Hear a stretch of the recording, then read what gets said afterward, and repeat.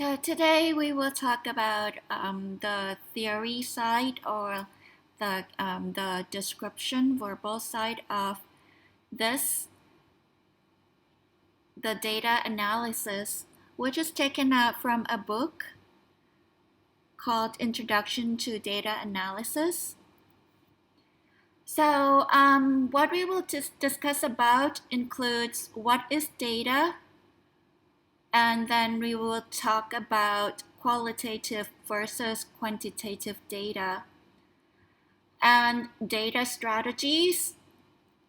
And then I will talk about some examples of different data strategies, such as visualizing the data, exploratory analysis, trend analysis, estimation, and then we will talk about what is data analysis.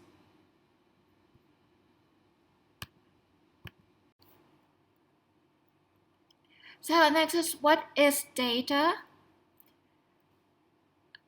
The data, this is the definition taken out from merriam-webster.com. So data means there are three descriptions or definitions for the word data on this website or dictionary. The first one is factual information, such as measurements or statistics, used as a basis for reasoning, discussion, or calculation. The data is plentiful and easily available. So the second definition is information in digital form that can be transmitted or processed. And the third definition is information output by a sensing device or organ that includes both useful and irrelevant or redundant information and must be processed to be meaningful. So if we include all of these, and then basically it's information. The data is information, right? Those are the word. That's the word that we see in all of the three cases. Information. And information would normally be factual, like information that we can gather or observe. Those are the data.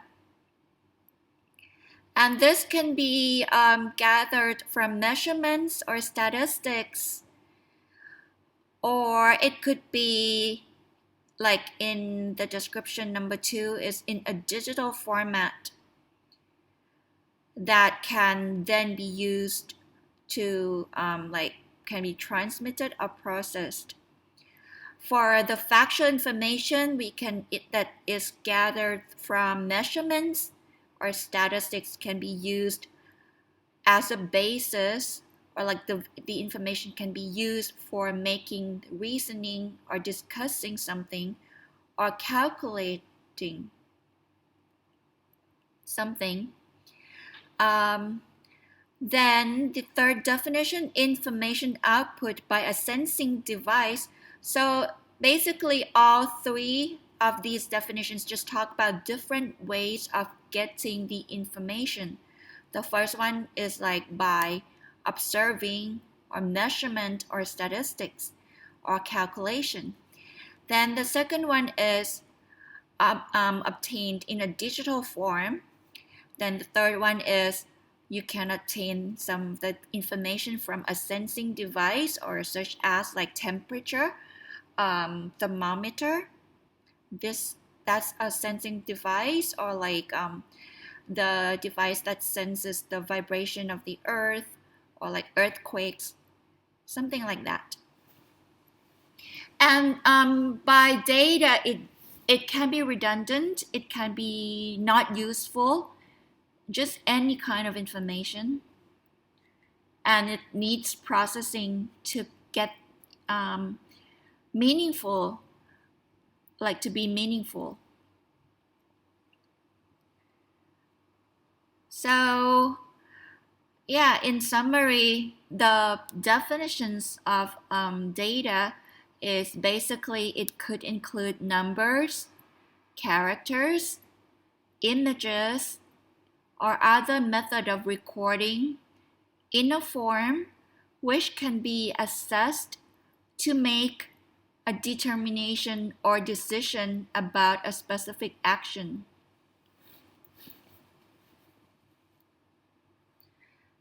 Um,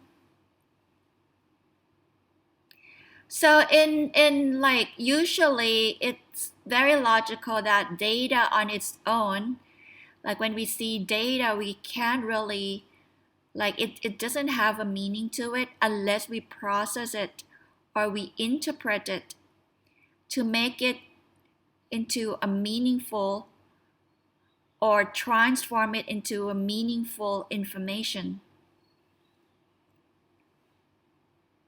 So that is what is required is close examination of the data to find patterns to perceive information, and then the information can be used to enhance knowledge.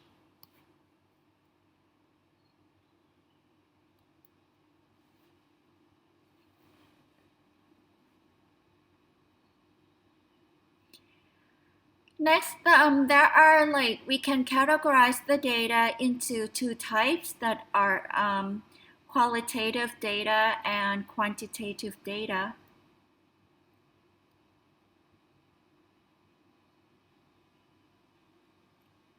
So qualitative data is the data that is represented either in a verbal or narrative format and is um, they can be collected through focus groups, interviews, open-ended questionnaire items, and other less structured situations. Like by less structured mean it's less structured than the quantitative data. So a simple way to look at qualitative data is anything that's not numbers. It is usually in the form of words.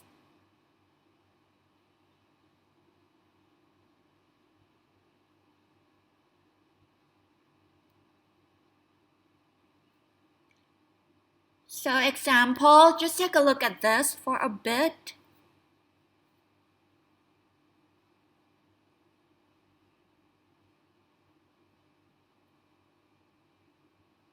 So what do you think this is?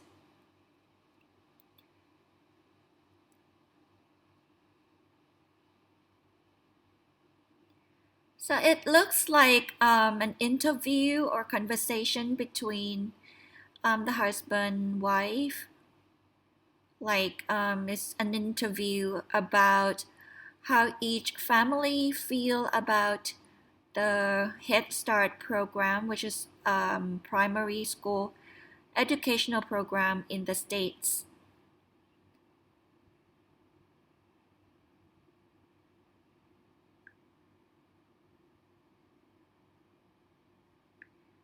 And then they were talking about something about immigration, I think.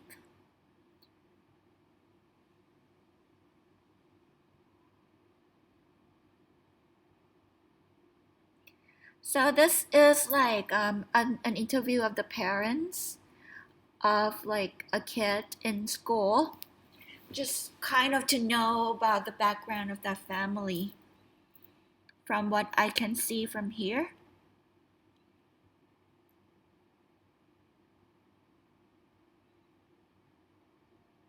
And they talk about like where the family came from and so on.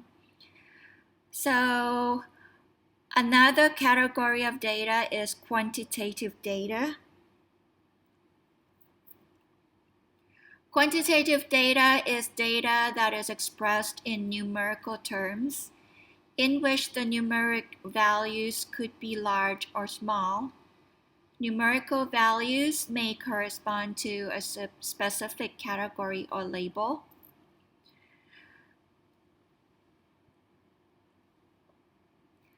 An example, sample of quantitative data from PIR, which is again related to the Head Start program, is program informational report, I think. So it says actual enrollment by child, number of children enrolled in the program, and then it's separated by the ages. Under 1 year is 3,843. 1 year old is 4,785. And then 2 years old,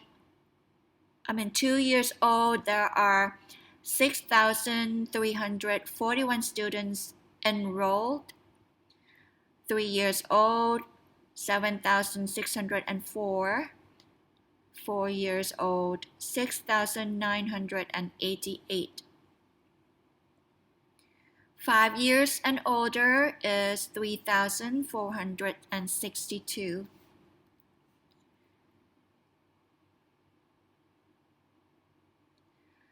Contrasting types of data in Head Start, they are just comparing the qualitative and quantitative data.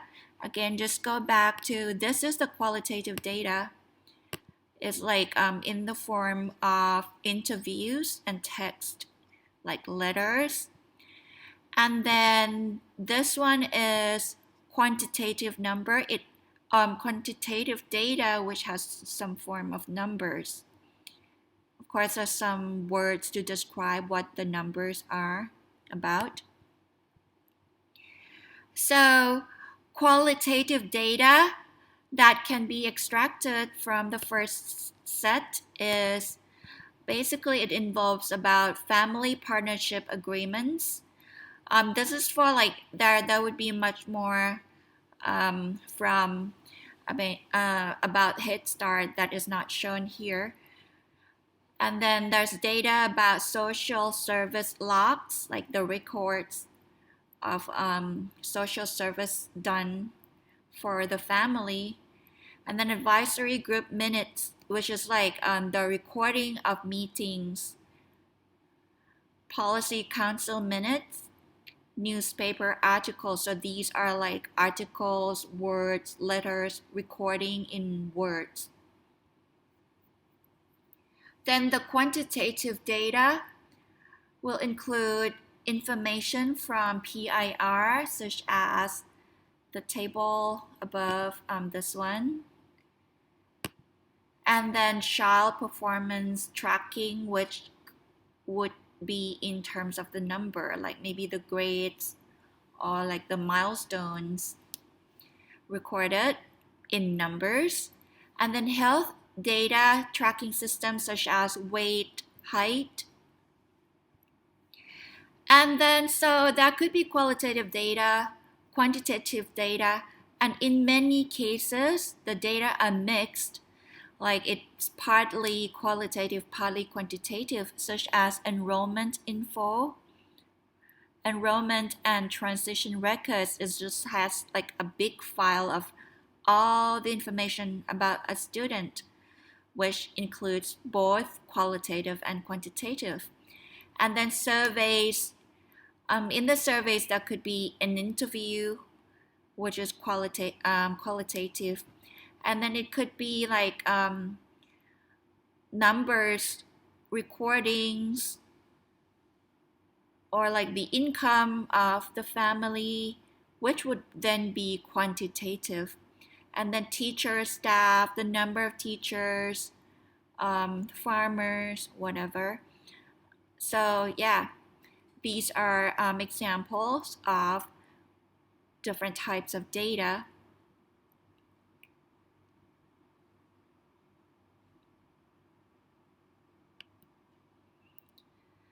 So we have the data side. We knew what data is. Now there's the word of analysis, data analysis. So what is data analysis? Basically, data, as we have discussed before, if we don't do anything about it, It's just information and it doesn't tell much. There's not much information or use that we can do unless we do some analysis on it.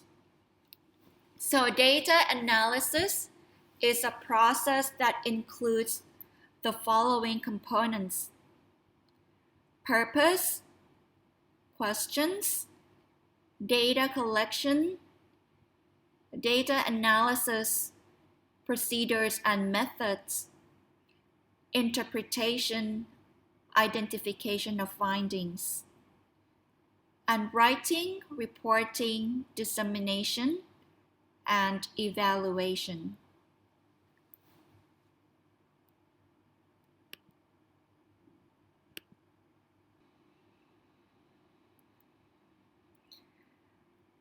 So we'll talk about data strategies or strategies used in doing data analysis. So data strategies, it means organized approaches to work with data, and this would then lead to create logical sequence for the use of different procedures. Data strategies provides analysts with an organized approach to working with data and enable the analyst to create a logical sequence for the use of different procedures. So this is what data strategies are. So examples of data strategies for quantitative analysis: if we have the data in terms of numbers or quantities, which are quantitative data, we have different strategies, which is, this is just pretty, let's say, most of the time we will be dealing, or we will prefer to work with quantitative data. It's easier to work with than the qualitative data. So the first strategy is to visualize the data. Data visualization involves creating a visual or picture or graphic display of the data. Why do we need to visualize the data? Well, if you see a bunch of number in written in rows or lines, it's going to look like text, and it's going to be very difficult to extract information or to draw any conclusions from it. So, in other words, we need a way to begin the analysis process or as an aid to the reporting, presentation of findings. So visualizing is the best way to give people kind of like the concept or the picture of what the data they are working with looks like. For the mind to be able to rationalize and absorb and make sense of the information, we need visualization.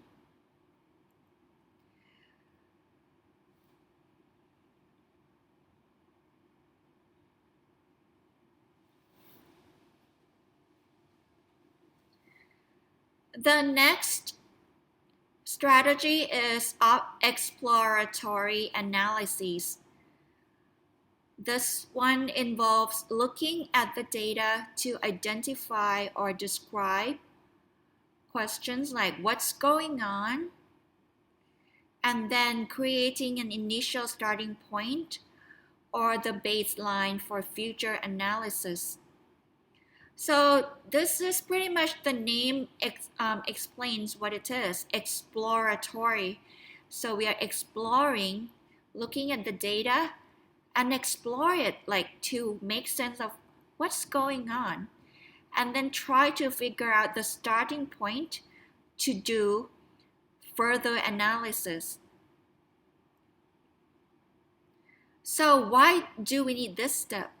Well, basically, when you just get the data that is just so messy, and then like it's just for example, if it's a new thing that you just get a set of data or numbers or like a report with information, and then you were like, what can I do with this? So you need to start from exploring. So basically that's what it says, like you have a choice. We don't have a choice. We have to start exploring.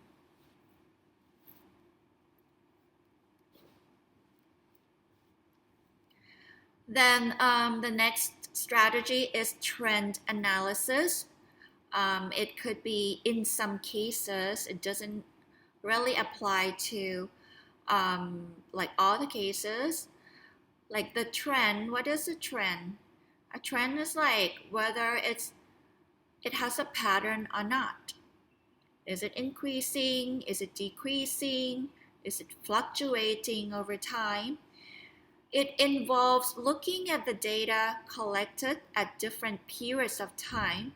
So trend would involve two axes of information, like two dimensions. One would always be the time, and the other one would be the other measure that we would work with. So why do we need this? Is in case that the data that we are looking at is related to time, or is time sensitive, or it changes over time. So we want to be able to identify and interpret and potentially estimate the change or how time affects the data. Or what is the relationship between the data and time? So that is what trend analysis is or involves. Now, next strategy is estimation.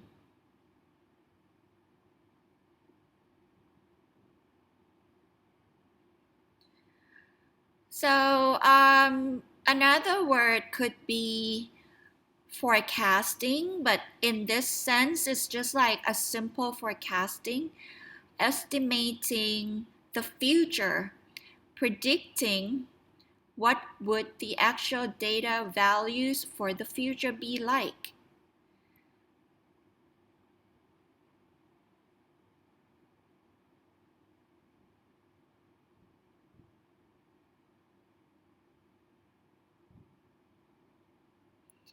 So this is just when we work with data, we would want some insight from it.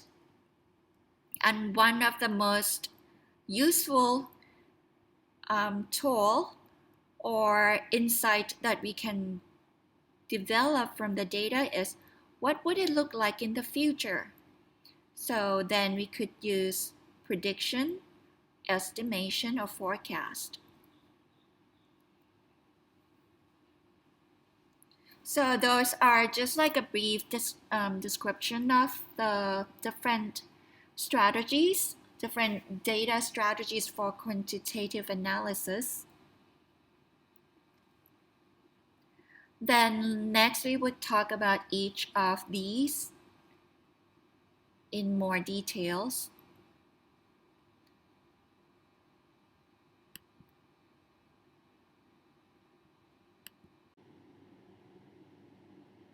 So the definition of visualizing data is literally meaning to create and then consider a visual display of the data.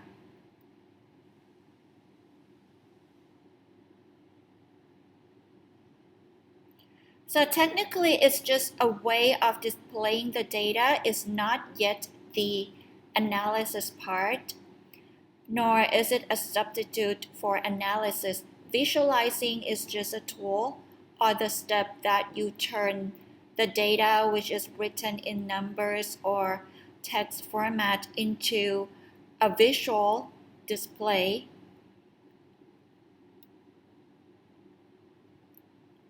is a very useful starting point prior to analysis of the data.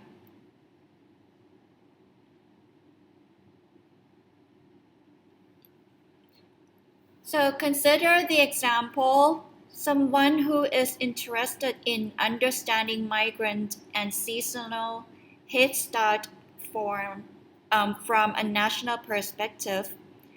Specifically, someone might be interested in the differences in funded enrollment across the MSHS grantees. Is the Head Start program. So looking at a random list of funded enrollment numbers from the data of PIR will give us some perspective. In a random order, it would be difficult to get a handle on the interpretation of the data. So if the data is presented in a random format, we will have a hard time understanding or making analysis from it. So then it leads to the need to rank the values in order, for example, ascending or descending order, or lowest to highest, or highest to lowest. Then by ranking the number and putting it in a better visualization, we can gain more organized perspective of the data set. So example, on the first column is the random list. It looks very scattered. So this just looks very scattered. You cannot really make any relations on it. And then if we rank it according to ascending or rising value, then it looks more ordered, more organized, and then you can kind of see make relations with all the numbers.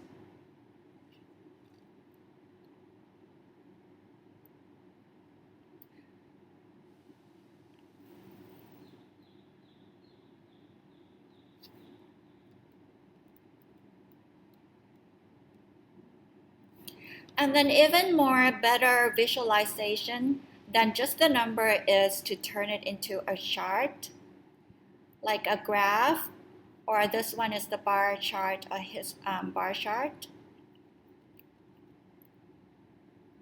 in ascending order. So this would be the number of children enrolled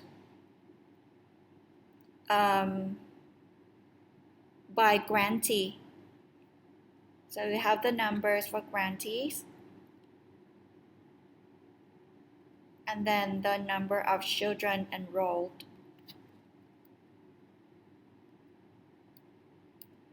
So that is there are many other ways to do visualization, we can make a bar chart, a scattered plot, a pie chart, and tree map chart, and many other things. It just depends on there are also the map, which we have been doing in Tableau.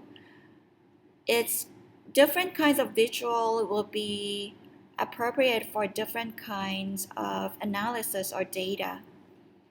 We just have to be able to think and evaluate what kind of visual would be helpful or desirable for the case of our data. Like, what do we want to answer? What kind of questions are we looking at?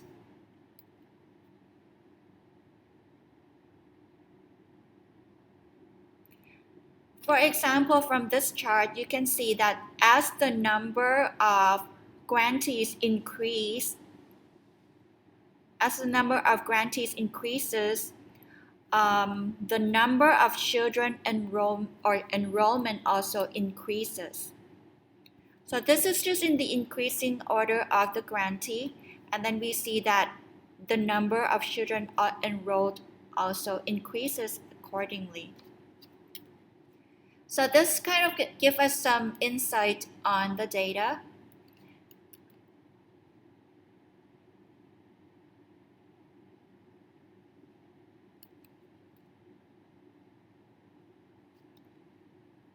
Next is exploratory analysis.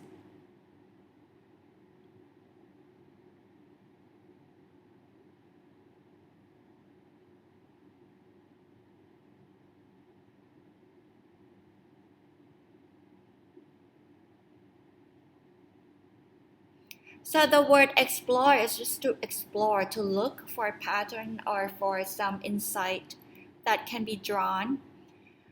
Exploratory analysis entails looking at the data when there is a low level of knowledge about a particular indicator. Examples are teacher qualifications. We don't really know how we would evaluate or compare teacher qualifications. There may be many different aspects to it. Then when we get the data or a set of data, we would have to look through it and do some exploratory analysis. Another example would be first and second language acquisition, and so on.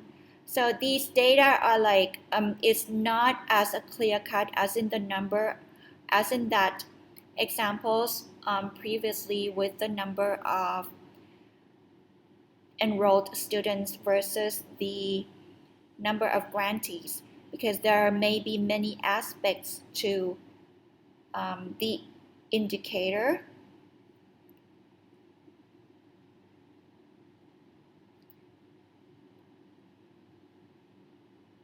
So exploratory analysis could also include the relationship, like exploring the relationship between more than one indicator or different indicators, and or what is the cause of a particular indicator.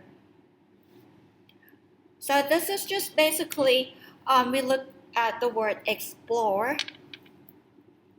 It's just to try to make sense of information that is given or that we have, to see what else can be done or drawn from the data.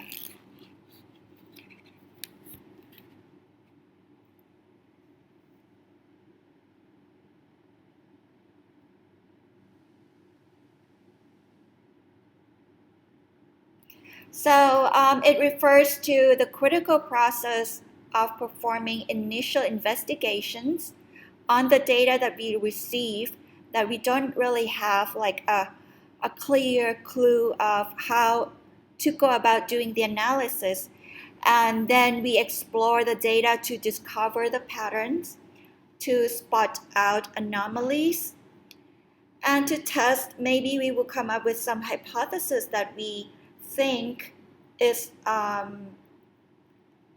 we want to test it out, whether it's logical or whether the hypothesis holds through or not, and to check our assumptions. And we can do this with the help of summary statistics and graphical representations as well.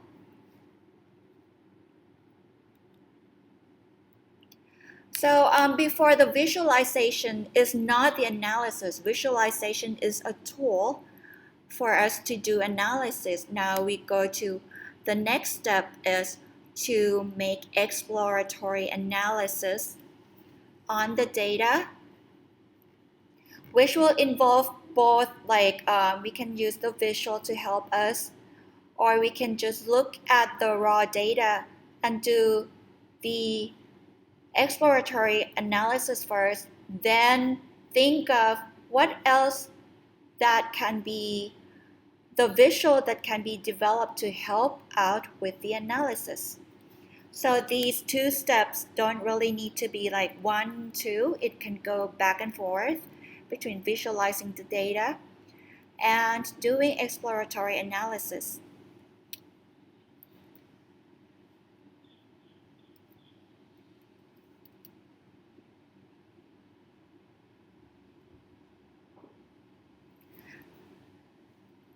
Next analysis or strategy is trend analysis.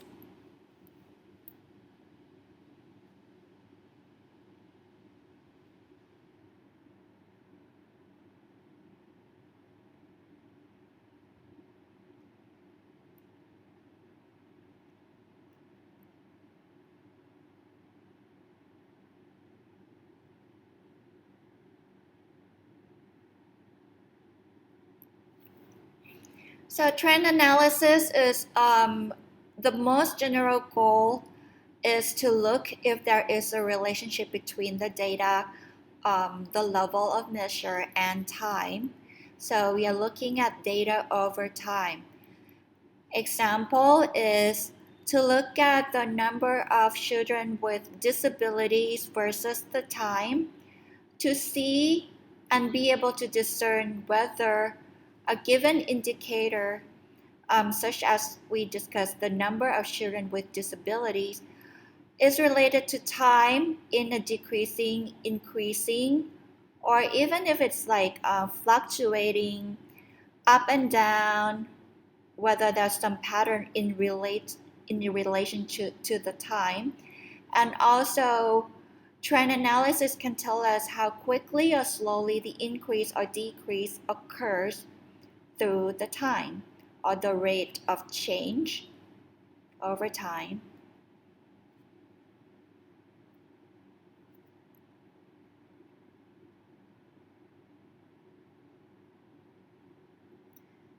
So one aspect of trend analysis is to compare one time period to another time period.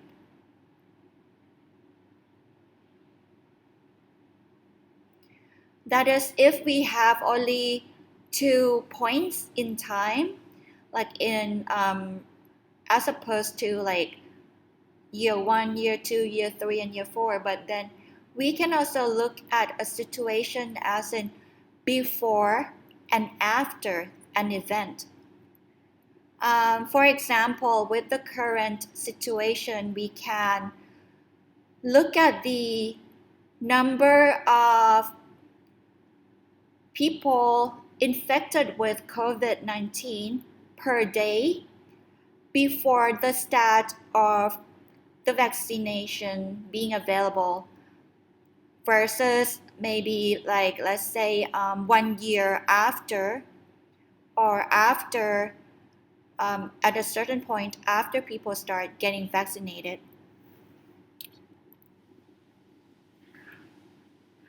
Or we could also look at a person's immunity level before getting vaccinated and after getting vaccinated. This is like before and after. It's a form of trend analysis. Another way is to just expand it to more than just before and after, and then it could be before the first period, at the end of the first period, which would be the um, before or the beginning of the second period, and so on. So to look at it at like first, second, third, fourth, and so on periods instead of just start and end.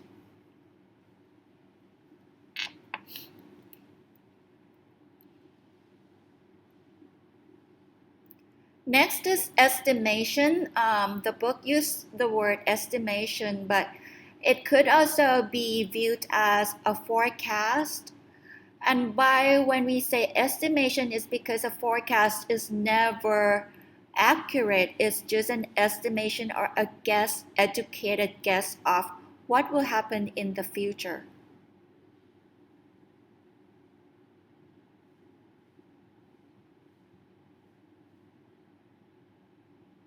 So estimation procedures may occur when working with either qualitative or quantitative data.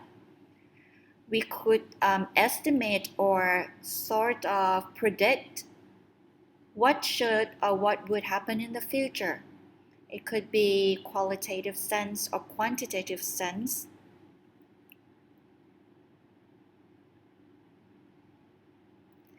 We could also sometimes use both quantitative data and qualitative data together.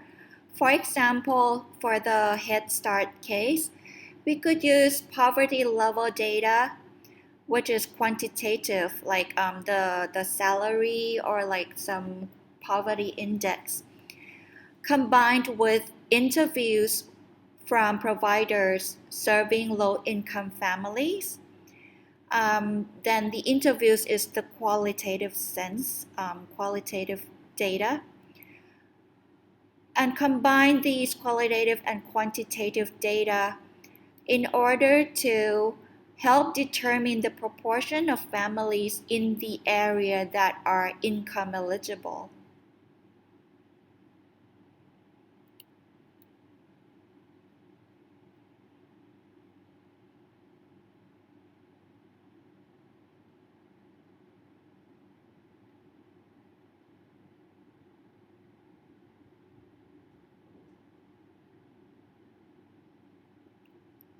So estimation is just one way to make a forecast. That could be forecast with using like some mathematical or time series formula, or just some kind of trend analysis that could lead to future forecasts as well. Estimation is just like a simple tool that could be helpful in planning for the future, and it works well for forecasting quantities that are closely related to demographic characteristics, such as eligible children and families and social services. Especially when your data is not purely quantitative, then estimation taking into account the qualitative um, data is very useful.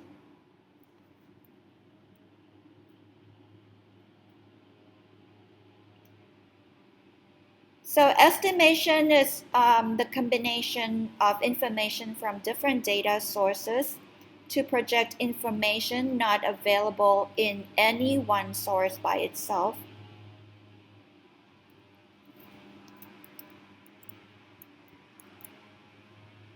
So next, we will talk about key components of data analysis process.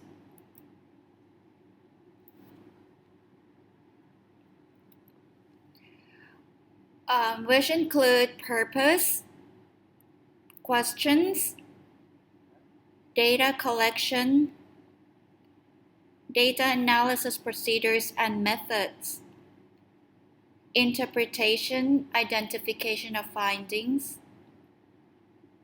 writing, reporting, and dissemination,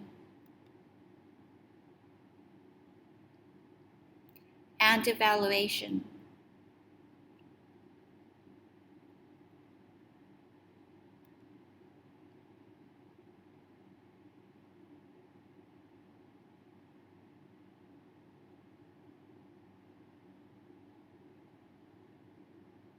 So there are two ways to go about doing the data analysis, which is a full circle when we're talking about the whole process, not just the part of analysis, but what we wrote out here is like from the start of the process, we have to define what do we want to study, what's the purpose, what are the questions, and so on.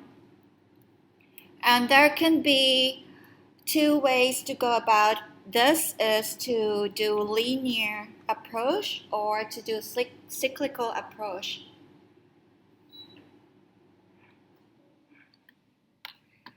A strictly linear approach to data analysis is to work through the components in order from beginning to the end.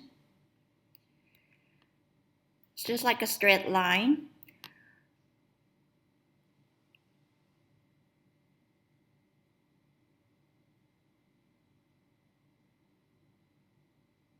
So the possible advantage of this linear approach is that it's just one way, just going forward. So it's structured and organized.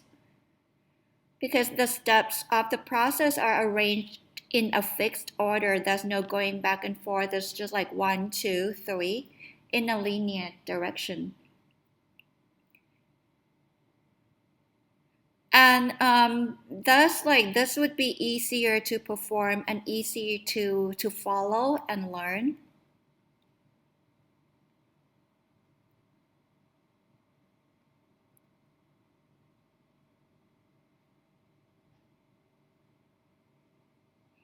But then there's a possible disadvantage that the 1, 2, 3, 4, it just doesn't allow us to go backward to do some revision or to do some correction. So it may have some limit on the power of the analyses. In other words, the structured nature of the process limits the effectiveness of the analysis.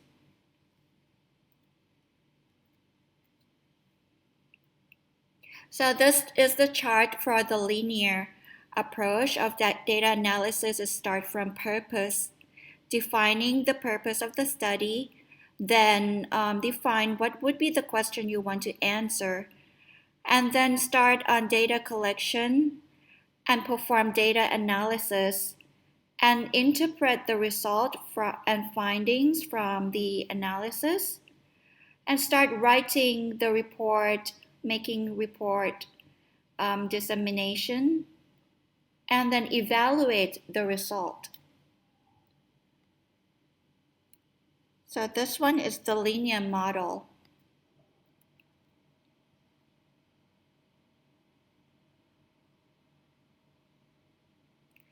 Now, cyclical approach.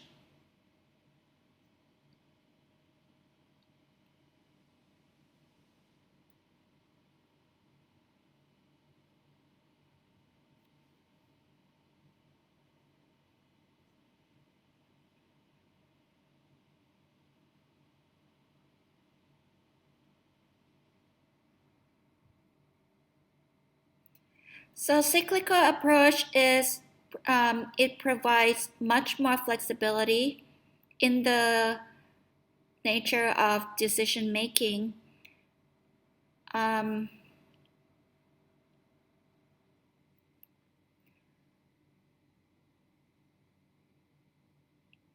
So it's much more flexible, and it can include more and different kinds of decisions to be made because it's not so fixed. So we can kind of go back and forth and revising and adding more of the questions or decisions to be made.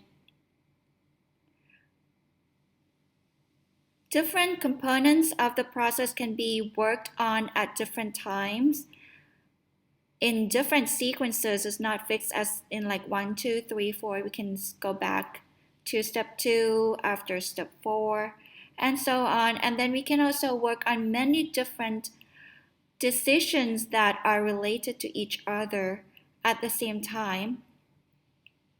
And then in the end, we would just combine everything, like put everything together at the end. So the advantage of this approach is that it's flexible and is not bound, like one staff is not bound to work on each step in order. And so then it's quite flexible and then can just go back and forth. Also, this allows for learning by doing, like as we do things, we learn that maybe we need to correct something, and then it allows us to go back to do improvements.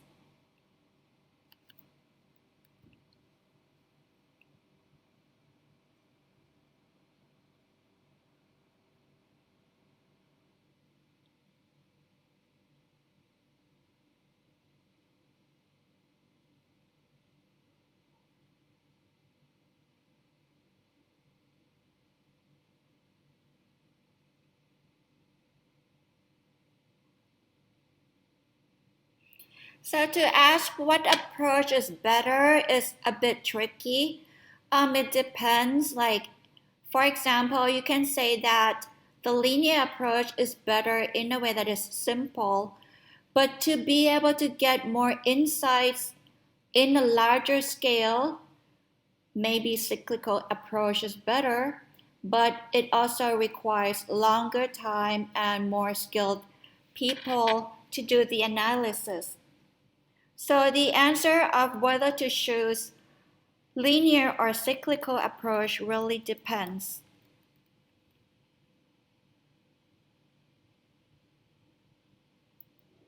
So this chart shows the cyclical model. Always we just start from purposes, but then we can go back to revise the purpose later. So start from purpose. And then questions. And after this, we could do data collection. It's just following this. And at the same time as, so we do data collection, then we do data analysis. And after data analysis, we try to interpret the solution or the analysis. And if something is missing, we can go back to data analysis again. We could even maybe, if we feel like we're missing out some information, we could even go back to data collection, collecting more data. And we could even go back to questions like maybe we think, oh, data collection, we're collecting something and then we observe some more. That lead us to maybe there are more questions to answer. We can even go here. It's not really fixed to like the arrow here. And then from interpretation, what do the results mean? We get the findings. What do we have to say? Then from here, we write up the report. We do reporting. We do dissemination of the report. And then we evaluate the result. And after evaluation, we could go back to revising, doing, like revise our questions, do more, or even go to revise our purposes of doing the analysis, and then just go up to the loop. But it's all what I want to say is it's not really fixated to one arrow headed here.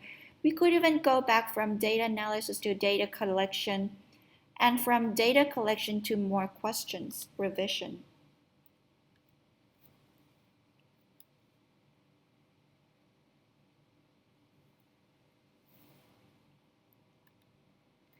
So just going back to look at each of the components a little bit more.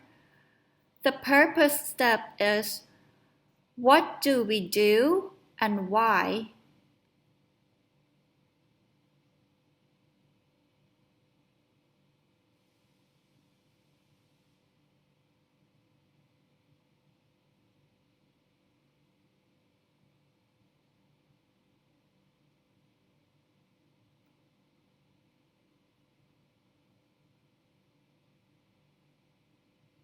So this one is mainly looking at the organization or the unit and to see what is the purpose of the task that the organization or the unit is doing. What is the mission? What is the nature of the work? And then to use this as a framework for setting up like the question that the organization want to study with the data analysis on a certain questions or problems or set of problems.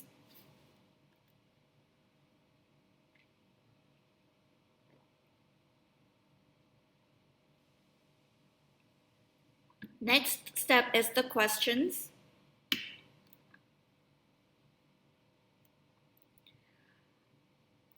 Setting up the questions means like determining what do we want to know.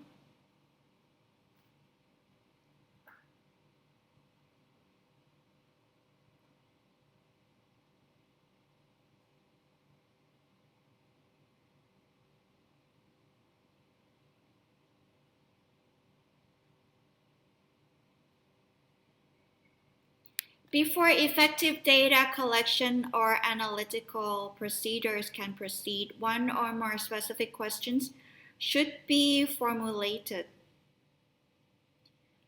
So this would help us to be able to know what sort of data do we want to collect. Without knowing the questions to answer, then we don't really know what to measure or what to collect.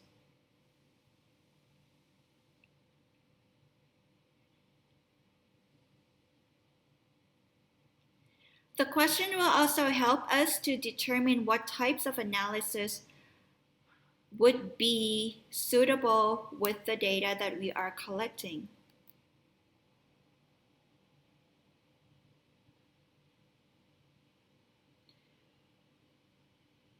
The questions may be close-ended, such as, like close-ended mean that the answer would be either yes or no, such as, did the Head Start program meet 10% mandate for serving children with disabilities last year? Or the questions may also be open-ended, such as, how could we do a better job of parent involvement? Then in this case, in the first case, the answer is just yes, no. But then in the second case, we would want like the answer to be sort of like a decision, not a decision, but maybe a plan or like a report with suggestions of what to do.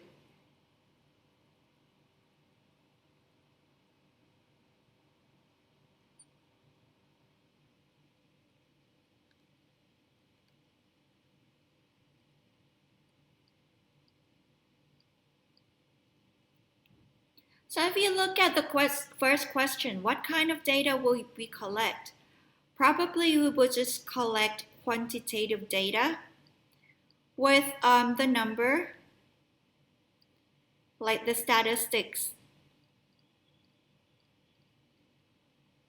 And then the second case, we might need more than just numerical data. We might also need to have some qualitative data, maybe some interview as well.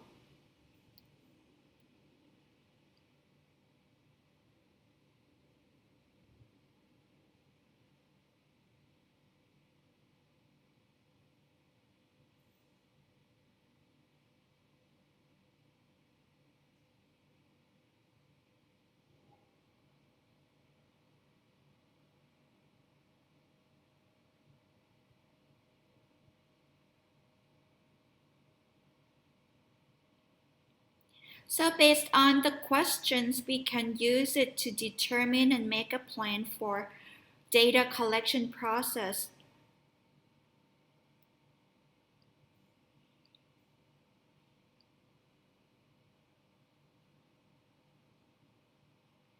And this will also help in determining the data analysis process that will follow.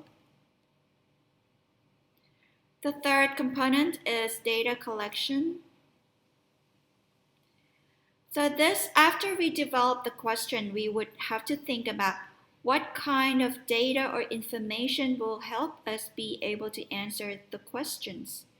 So this would determine what data, measurement, or qualitative data that we need to collect.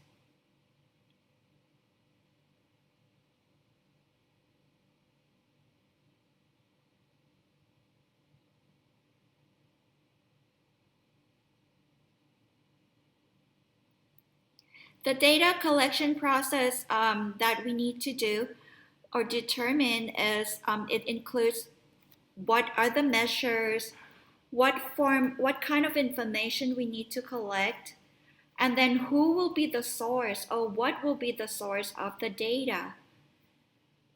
So this include many dimensions, as in the means, methods of collecting the data. Starting from what is the data? What are the data that we will collect? Then the means of collecting the data and the source of the data.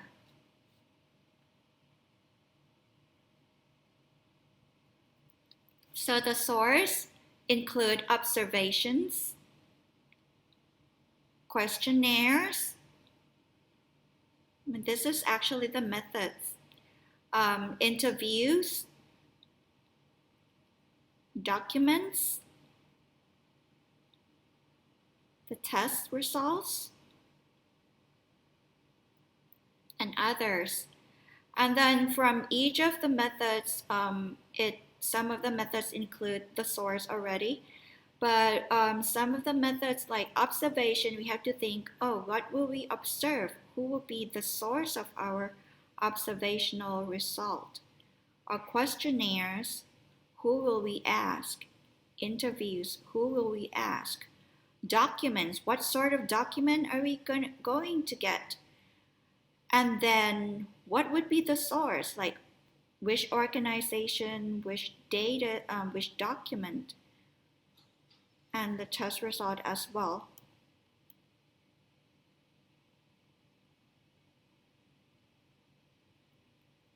So the value of carefully selecting the questions to be examined is of major importance, because garbage in, garbage out, if we get a bad data set, then we can't really get a good analysis or a good suggestion out of it.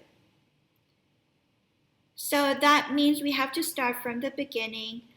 The question should be worded in a way that would form a good foundation for an effective data collection plan.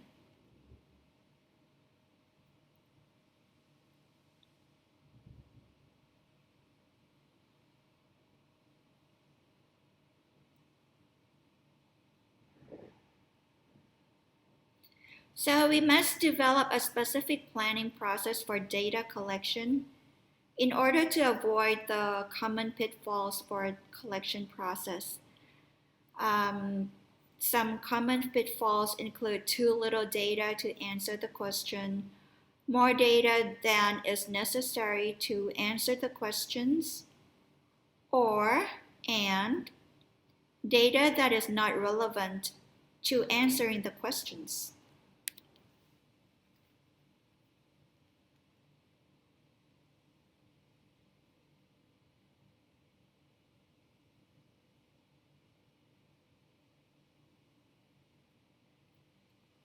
In order to successfully manage the data collection process, programs need a plan that addresses the following. What types of data are most appropriate to answer the questions? How much data are necessary? Who will do the collection? When and where will the data be collected? How will the data be compiled and later stored?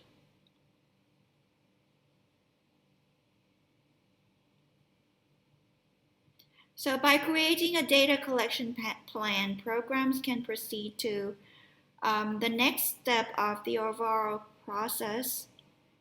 In order to, in addition, once a particular round of data analysis is completed, a program can then step back and reflect upon the contents of the data collection plan, and then try to think about what are the lessons learned and what can be improved the next round.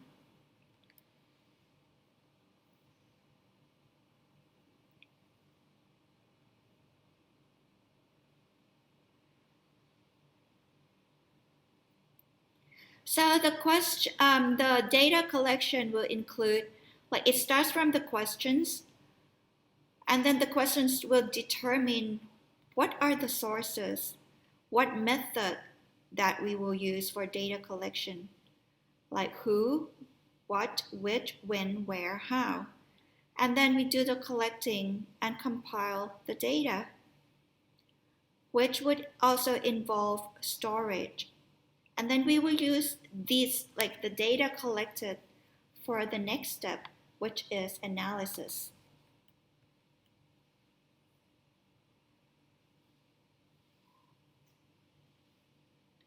The last, then is not the last, The next component is data analysis.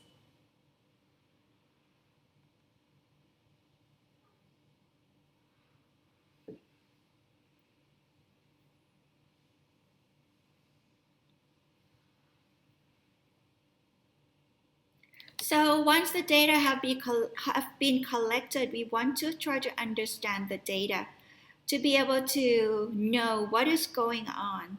So this is meant by to analyze the data is to find out what is really going on.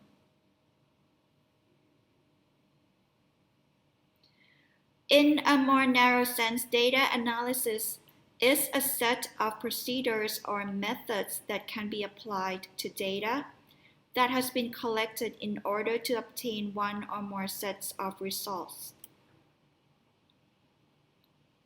Then after the analysis, we will do the interpretation.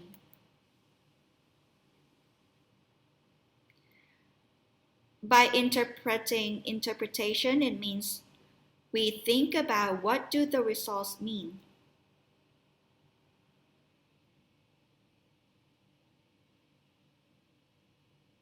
So we turn to the interpretation of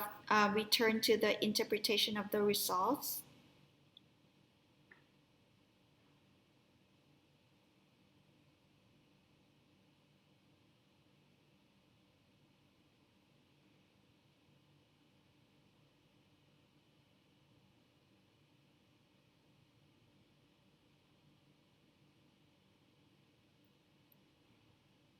So in some cases, the results of the data would just speak for itself, like doesn't need further interpretation.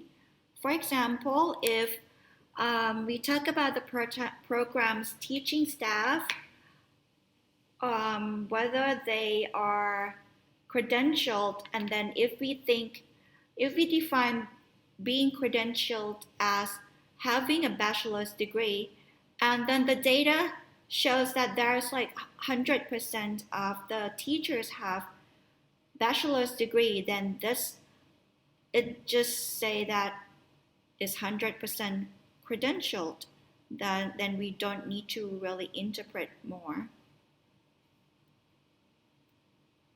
And also, like, if this is the requirement, meaning that if teachers or the applicants for a teacher position is not doesn't have a bachelor's degree, they won't be accepted into the position. Then the data would almost probably all identical with the 100% of the teachers being credentialed.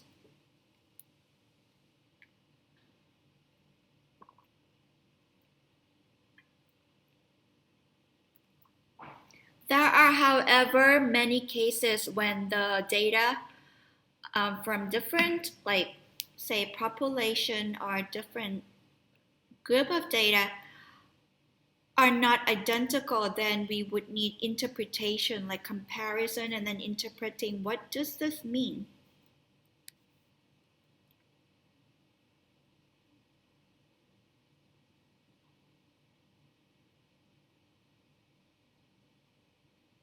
So example, if the report says 30% of the teaching staff has an AA degree, we don't really know what this means.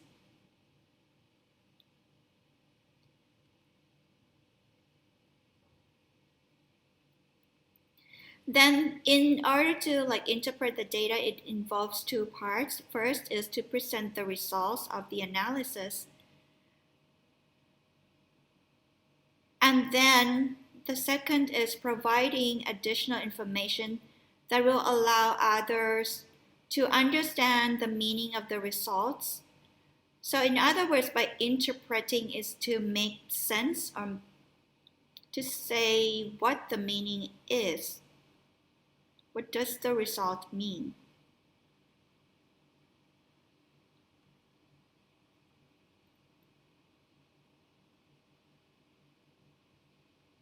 So interpretation will involve both decision making and the use of good judgments.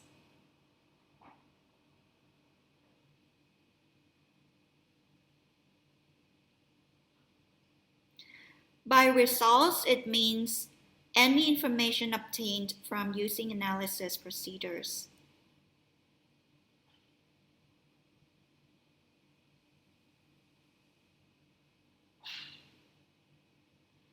And we use the term findings to refer to results which will be agreed.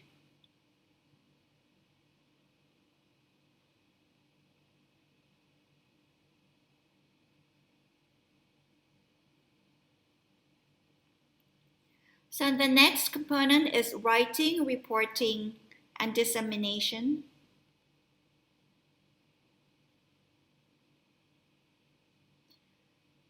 What do we have to say?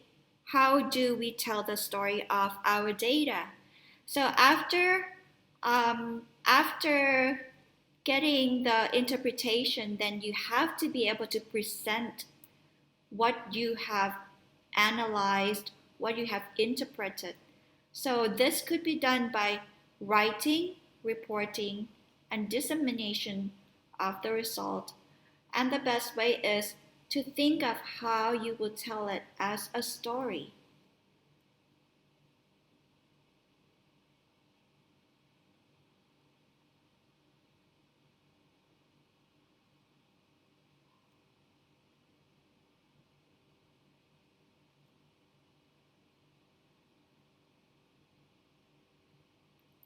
So the good writing should be structured to provide information in a logical sequence that is easy to understand and follow. This means that a good writer should be strategic and use a variety of strategies to structure that writing. One strategy to be used is to have a purpose for the written work to be clearly and explicitly laid out.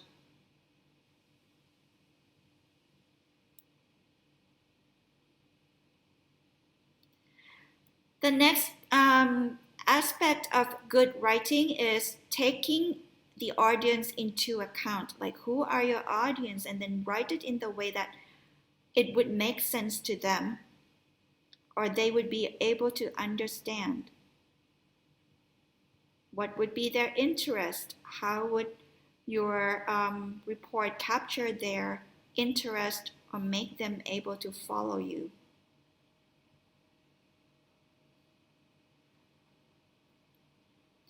And the last is just what I have said. The best way is to think of it as telling your story. Use the data. How do you tell a story of the data that you have collected, analyzed, and interpreted?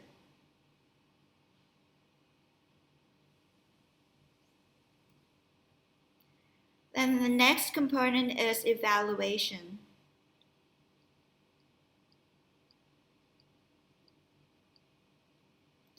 Evaluation is to evaluate what have been learned about the data analysis process that have been completed.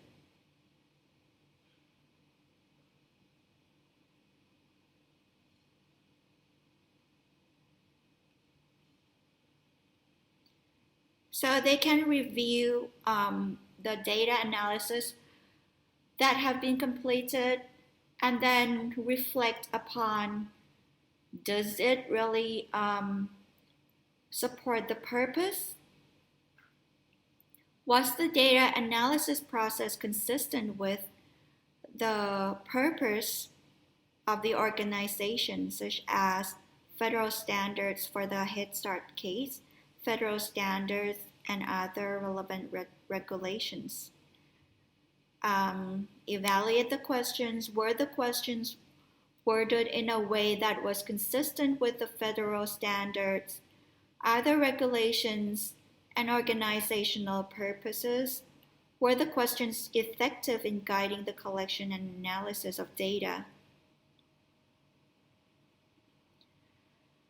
Evaluate the data collection. How well did the data collection plan work? Was there enough time allotted to obtain the necessary information? Were data sources used that were not effective? Do additional data sources exist that were not utilized? Did the team collect too little data or too much?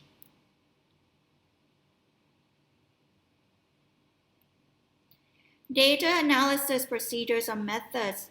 Which evaluation? Which procedures or methods were chosen? Did these methods or procedures conform to the purposes and questions? Were there additional procedures or methods that could be used in the future?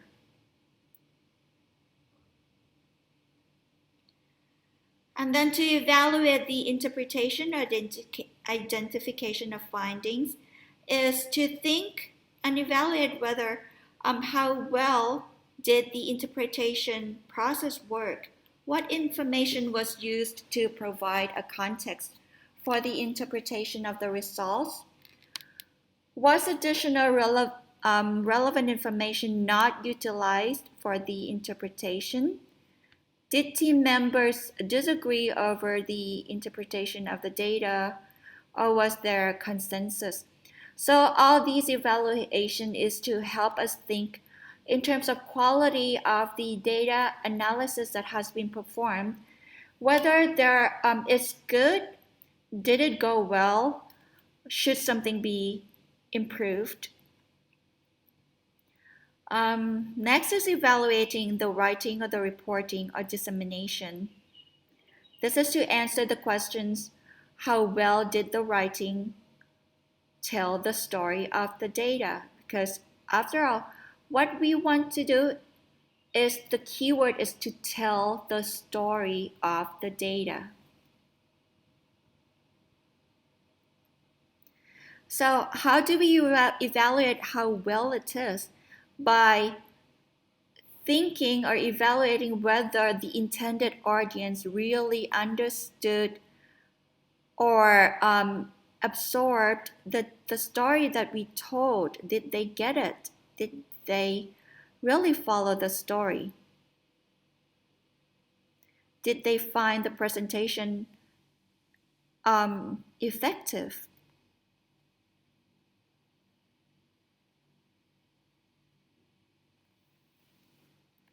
So in sum, the data analysis is a process which is a series of connected activities designed to obtain meaningful information from data that have been collected. As the graphics demonstrate, the process can be conceptualized in different ways. It could be linear or cyclical.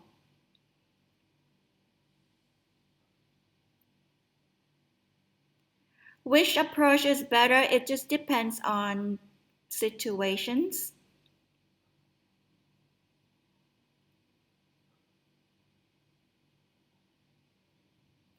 And each stage in the process involves decision making. Which decisions are made will then influence the remaining stages of the process. And then later on, I want you to log into Google Classroom for the quiz and then submit it with before the time announced in Google Classroom. Thank you.